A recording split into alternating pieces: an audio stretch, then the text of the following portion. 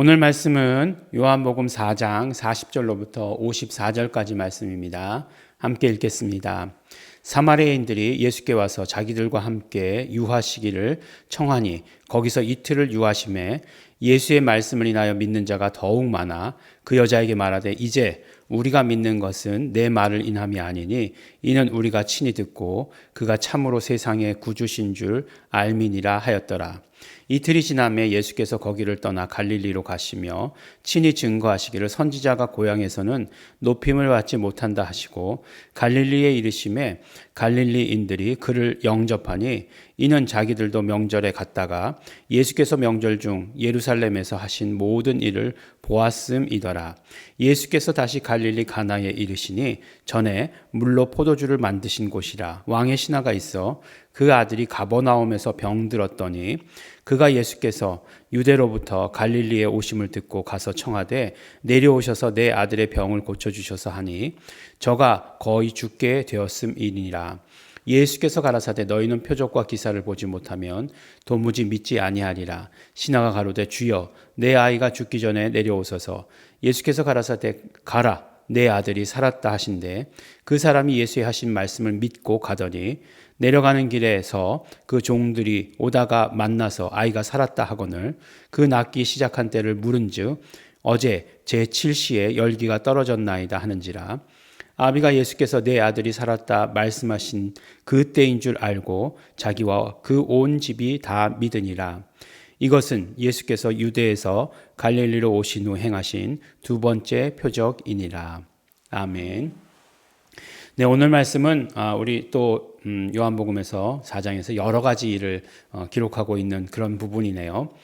사마리아에서 그 사마리아 여인과의 만남 이야기, 첫 번째 이야기, 두 번째 이야기, 오늘 또 이제 마무리가 되겠죠. 마무리 부분이 남았습니다. 보니까 뭐라고 이야기하냐면 이제 예수님이 그 우물에 있을 때에 여자와 만나시고 이제 이 여자가 그 자기 고을로 들어갔죠. 모든 물동이도 버려두고 들어가서 내가 메시아를 만났다. 와 보라. 라고 이렇게 얘기하지 않았습니까? 그래서 이제 사마리아 사람들이 예수님께로 나왔죠. 예수님께로 나와서 들어보니까 정말 메시아신 것 같거든요. 그러니까 어떻게 합니까? 그 예수님을 이제 그 사마리아 그 고을 안으로 자기들을 있는 곳으로 가서 여기서 며칠만 묵었다 가시죠. 라고 이렇게 얘기하는 거죠. 이 며칠 묵었다 가라고 하는 것은 무슨 말씀일까요? 예수님의 말씀을 더 듣기를 원한다라고 이렇게 말씀하는 거죠. 그래서 뭐라고 얘기하는 거죠? 말씀을 인하여 믿는 자가 더욱 많아졌다라고 이렇게 얘기해요. 그리고 나서 여자에게 뭐라고 얘기하냐면 우리가 믿는 것은 내 말을 인함이 아니니 이는 우리가 친히 듣고 그가 참으로 세상의 구주인 줄 알미니라 하였더라라고 이렇게 얘기합니다. 네. 뭐 이렇게 쌀쌀맞게까지 얘기할 필요는 있었을까? 그래, 너 때문에 믿게 돼서 고맙다. 이렇게 얘기하면 될 것을, 우리가 믿는 것은, 내 말을 인함이 아니니, 이렇게 얘기하고 있어요. 근데 이 말이 굉장히 어떤 면으로 얘기해서 중요합니다. 왜 중요하냐면, 여러분들 구약과 신약의 차이가 뭐라고 생각하십니까? 구약과 신약. 예. 구약에는 하나님의 말씀이 있으면 하나님의 말씀을 우리가 직접 듣는 게 아니에요. 그 누구로부터 중재자가 있습니다. 중재자가 있어요. 그렇죠? 그래서 그 중재자를 통해서 천사를 통해서 아니면은 정말 신실하신 종이라고 얘기하신 모세 이렇게 그를 통해서 말씀하시는 거죠. 은혜를 주실 때에도 그렇게 은혜를 주시는 거죠. 이렇게 통해서 누구를 통해서 그래서 그 어떤 통로의 역할을 감당하는 그 누군가가 있는 거죠. 근데 하나님께서 은혜를 주실 때 물론 신약에 와서는 예수님이 그 통로의 역할을 하지 않았어? 라고 말할 수도 있겠지만 그렇지만 예수님 자신이 그 은혜를 주시는 분 또 그 말씀을 하시는 분으로서 예수님은 오셨다는 거죠. 이게 굉장히 다른 이야기죠. 그러니까 이 차이를 우리가 잘 알고 있어야 되는 거죠. 신약과 구약이 같은 거 아니야? 하나님께서 말씀하신 거고, 하나님께서 이야기하신 거고, 그러니까 니네하고 이슬람하고 유대교하고는 다 같은 종교야. 이렇게 얘기하는 사람들도 있잖아요. 근데 우리가 다르다라고 얘기할 수 있는 건 뭐예요? 예수님께서, 하나님이신 예수님께서 직접 말씀하셨다. 우리는 직접 그 말씀을 듣는다. 이게 다른 것 아니겠어요? 예. 근데 그 부분의 차이를 오늘 이야기해 주시는 것 같아가지고 굉장히 의미가 있어요. 우리가 전도를 받았을 때도 마찬가지예요. 누구 때문에 전도를 받죠. 네. 누구 때문에 말씀을 듣죠. 네. 그러니까 하나님의 말씀을 들을 때, 어떤 목사님의 말씀을 통해서 듣죠. 예. 또 아주 훌륭하신 전도하시는 분들, 그런 것들을 통해서 듣죠. 근데 다른 게 뭐죠? 우리가 직접 들어야 된다는 거죠. 직접 들어야 된다는 게 굉장히 중요하죠. 그래서 우리가 성경을 읽는 시간, 우리 새벽 예배 통해서 성경을 읽죠. 근데 이게 제가 이렇게 말씀해 주시는 게 더 중요하냐? 아니요, 사실은 성경을 본인이 읽는 게 더 중요해요. 그래서 그 중에서 말씀하시는 것을 우리가 직접 듣는 거, 그게 더 중요합니다. 그래서 사마리아인들이 고백하는 것 굉장히 어떤 면으로 보면 중요해요. 네. 네가 인도했다. 우리를 그리스도께로 인도했다. 그건 고맙다. 그런데 우리가 스스로 말씀을 듣고 깨닫게 되었다. 이렇게까지 되어야 된다는 거예요. 그래서 이 말씀을 기록하지 않았을까. 그래서 직접 말씀을 듣고 예수님 세상의 구주시구나 라고 하는 사실을 알게 됐다라고 이렇게 얘기하는 거죠. 근데 요 마지막 단어가 또 그 다음 사건을 연결하는 데 굉장히 중요한 힌트가 됩니다. 사실은 예수님께서 오실 때 어떤 구주셨어요. 예수님이 그 말 자체, 예수 이름 뜻 자체가 구원이란 뜻인데 어떤 구원이에요? 예, 자기 백성을 자기 죄에서. 그러니까 유대인의 구원을 말씀하고 있는 거예요. 유대인의 구원주예요. 그런데 여기서 뭐라고 말씀하세요? 세상의 구주시다라고 이렇게 얘기하세요. 그러면서 이제 나오는 이야기가 뭐냐면 중간에 이제 한 사건이 더 있지만 그 다음 오늘 읽은 마지막 사건을 보면 왕의 신하의 아들을 고치시는 이야기가 나와요. 왕의 신하가 유대인이었을까요? 예. 왕의 신하는 유대인이 아니었겠죠. 이제 다른 성경에 마태복음이나 누가복음에도 이 구절이 나오는데 그 왕의 신하를 뭐라고 얘기하냐면 백부장이다라고 이렇게 얘기해요. 군인이죠.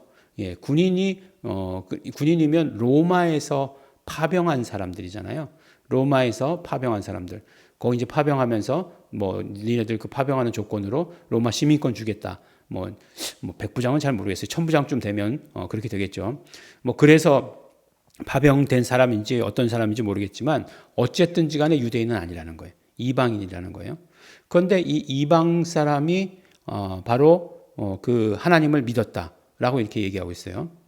근데 이방 사람이 하나님을 믿게 되었다라고 하는 것은 바로 이방 사람이 예수를 믿게 되었다라고 하는 의미는 아니에요. 예. 우리가 이제 잘 이렇게 그 연구를 해보면 하나님 경외자라고 있습니다. 그러니까 바울의 선교 여행을 보면 그 회당에 가죠. 회당에 가면은 그 하나님을 두려워하는 자라고 하는 사람들, 그런 어떤 그룹들이 있어요. 예. 근데 그 사람들 이방인이죠. 근데 이방인인데 유대교로 개종한 사람들이잖아요. 예. 그런 사람들이 있었다는 거예요. 그런 사람들이 있었어요. 근데 이런 사람들은 훨씬 더 예수님께 대해서 어떻게 됐을까요? 예수님께 대해서 더 호의적이죠. 예수님에 대해서 더 깊이 알려고 하고 더 그 말씀을 들으려고 하고 믿으려고 하는 것이 강하다는 거죠. 그래서 어떻게 됩니까? 결국 그 아들이 아팠어요. 이 왕의 신하의 아들이 아팠다라고 이렇게 얘기하는데 그 아들이 어떤 병인가? 죽을 병이다라고 이렇게 얘기하고 있어요. 여기서 이제 백부장의 신하라고 되어 있는데 여긴 아들이라고 되어 있으니까 그때 아들은 그런 종과도 신하와도 같은 존재였으니까 아들이었는지 종이었는지는 정확히 알 수 없지만 그런 같은 존재다라고 하는 거죠. 죽게 된 병이라고 하는 거예요. 이 예수님께서 뭐라고 얘기하시냐면은 이제 예수님께서 이제 갈릴리 가나에 가셨어요. 그 혼인 잔치가 있었던 그 가나에 가셨는데 이 왕의 신하는 어디에 있었냐? 백부장은 가버나움이라고 하는 곳에 있었어요. 그러니까 가나하고 가버나움하고 거리가 되니까 제발 예수님 같이 가십시다. 같이 가서 고쳐주세요. 라고 이렇게 한 거죠. 그랬더니 예수님께서 뭐라고 얘기하냐면 내 아들이 살았다라고 이렇게 얘기하세요. 예. 그리고 나서 어떻게 됩니까? 그 사람이 이 예수님의 하신 말씀을 믿고 돌아갔다라고 이렇게 되어 있어요.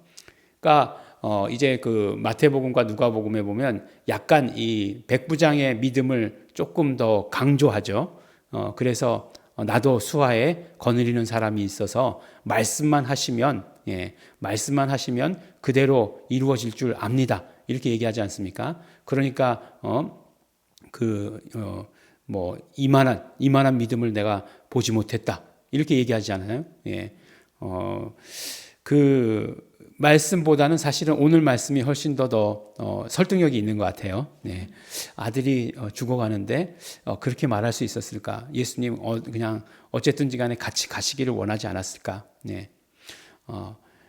그러죠. 요새 코로나 기간이 있었으니까 목사님 기도해 주세요. 그래서 가서 기도해 주시면 더 좋지만 여기서도 기도해 주셔도 기도가 응답될 줄 믿습니다. 이렇게 얘기하지만 마음 한구석으로는 그래도 같이 가는 게 좋은데 라고 하는 그런 것이 남아있듯이 예수님께는 뭐 더하지 않았을까. 이 왕의 신하라고 나온 오늘 표현된 그 사람의 마음이 그러지 않았을까라는 생각이 들어요. 그러나 어쨌든지 간에 결론은 같아요.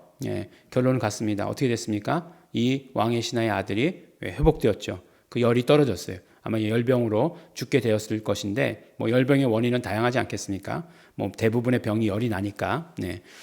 그래서 고쳐졌다는 거예요. 근데 조금 전에도 말씀드렸듯이 이 왕의 신하는 이방인이에요. 유대인의 입장에서 보면 이방인이에요. 그러니까 예수님께서 그 왕의 신하를 치료하셨다는 것은 그냥 두 번째 표적이라고 해서 예수님이 그냥 하나님이신 것을 드러내는 것도 있지만 또 한 가지는 뭐예요? 참으로 세상의 구주이신 줄 알았습니다라고 하는 그 고백이 그대로 증명되는 거죠. 증명. 그래서 단순히 유대인의 구세주가 아니라 예수님은 온 세상의 구세주시다라고 하는 것을 드러내신 거죠. 근데 이게 얼마나 의미가 있습니까? 우리 누구예요?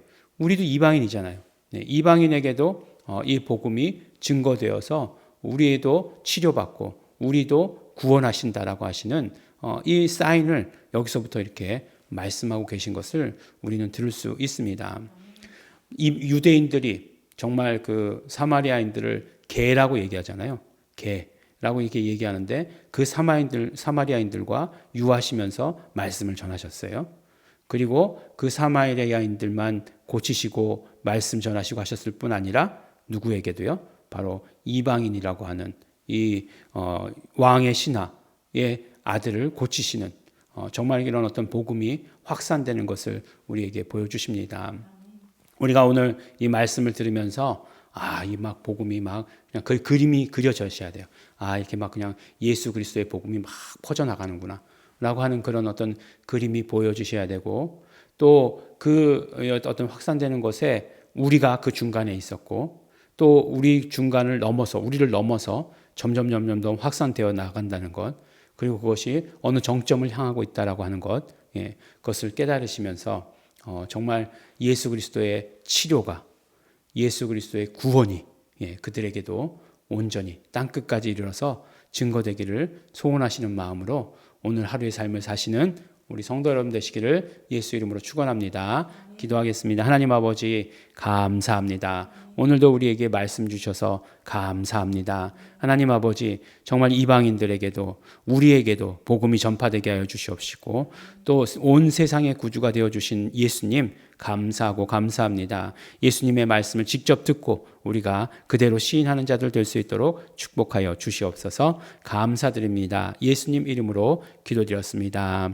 아멘. 그러므로 우리 이 시간에 기도하실 때 성령님 우리가 예수님의 말씀을 직접 듣고 깨닫기를 소원합니다. 직접 듣고 깨닫는 자 되게 하여 주시옵소서. 또한 그러므로 말미암아 우리가 온 세상에 나아가서 예수 이름을 증거하는 자로 쓰임받기를 소원합니다. 성령님의 도구 되게 하시옵소서. 성령님 충만케 하여 주시옵소서. 다 같이 통성으로 기도하시겠습니다.